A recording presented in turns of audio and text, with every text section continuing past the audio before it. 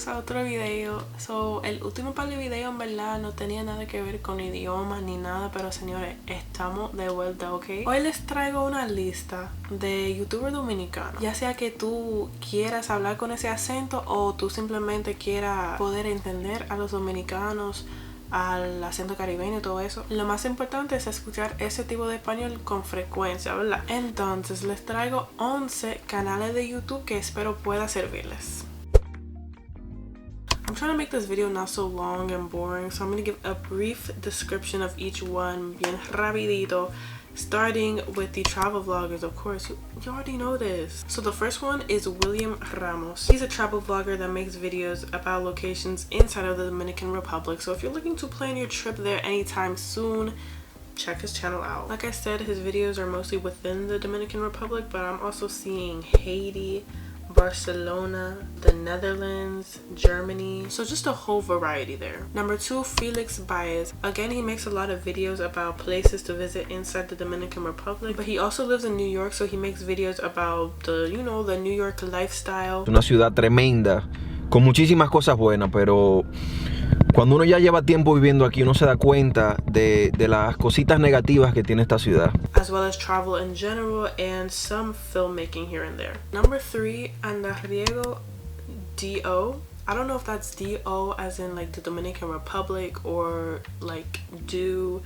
I don't want to mess that up, but I would say his channel out of the 3 mentioned so far is the one that focuses most on the Dominican Republic and on the attractions and lesser known places to visit there. Like, I'm just reading through, we have Monte Plata, Santo Domingo, Samaná, and his cinematography is just, well, really all of them are, to be honest. And then last but not least, in travel vloggers, we have Alejate con Ale. Her videos are a little more worldwide. I'm seeing Togo in Africa, Mexico, Peru, Colombia, and she also just had a baby, so these days she talks a lot about postpartum, motherhood, all that stuff if you're interested in that. So this section, I don't really know what I would call it. It's really maybe miscellaneous. Yeah, I'm gonna call this section miscellaneous. And first we have duct tape. So on this channel we have a variety of different types of videos. Tiradera entre amigos latinos, confesiones entre madre y hijos, guía para hablar español. Así que usted coge una notita, vaya, puede pausar el video, busque un papel y las anota para cuando te vaya a su coro y te diga el teteo que lo que guay de mi tiguerón. And they also have their podcast type section called La Mesa, and they recently started another channel for these videos. Personally, I think I like La Mesa more than the actual duct tape. I don't know if I'm more of a podcast person or what, but here they also talk about a variety of different subjects. Problemas del adulto joven, por qué la música urbana es así, cómo es vivir con roommates, escucha esto antes de desear ser influencer, muchas cosas. Next is Tres Peso, which in my opinion is very similar to duct tape. I had a friend of mine comment that they have kind of a different accent, some of the members of their cast, el acento cibaeño, and people with this accent I believe replace the R with the I. Like, I don't even know if I can do it. I'm gonna try to put like an example there. Ver algo tranquilo y están esos tipos atrás de ti como yo sé que tú te vas a robar algo. Yo sé que tú te vas a robar algo. So that can expose you to a different way of talking within the Dominican accent. Okay, this section I would say is like interview channels. Yeah, I would say they're interview channels. So first we have the popular one, Alfo Herrario show, and on this channel the crew interviews popular Dominican figures as well as some people that are not Dominican. So they've interviewed people like Araca Kiko, La Benitez, Roche RD, El Alfa. Yeah, a lot of people. So this ranges from musicians, influencers, YouTubers. I will say on this channel, sometimes they tend to talk over each other, so it can be even harder to understand, but that's just something to know. Okay, I don't really know what number we're on, but next we have Vladimir Jacques.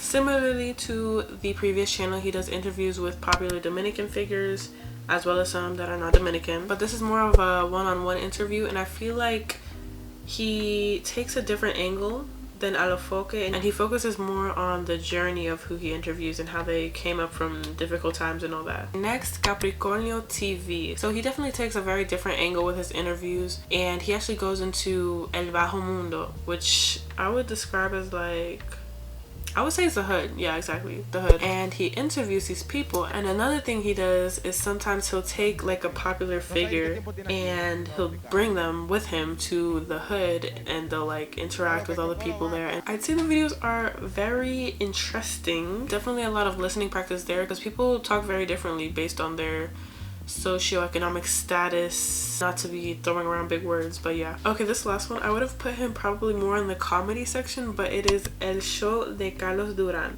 and he does what would I even say he does? De todo, honestly. So some social experiments, challenges, some street interviews. Like, I used to watch a lot of his interviews where he would go out in the street and ask people like, oh, what do you think of X artist? And for example, they would be like, oh, I don't really like him. And he would be like, un mensaje ahí.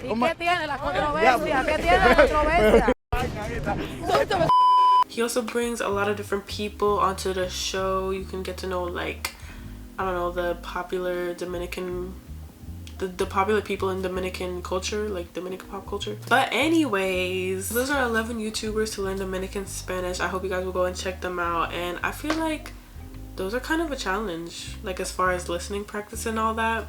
But it's a welcome challenge, you know what I'm saying? So as always, if you have any suggestions for Dominican YouTubers or just Spanish YouTubers in general, drop them in the comments, and I will see you all in the next video.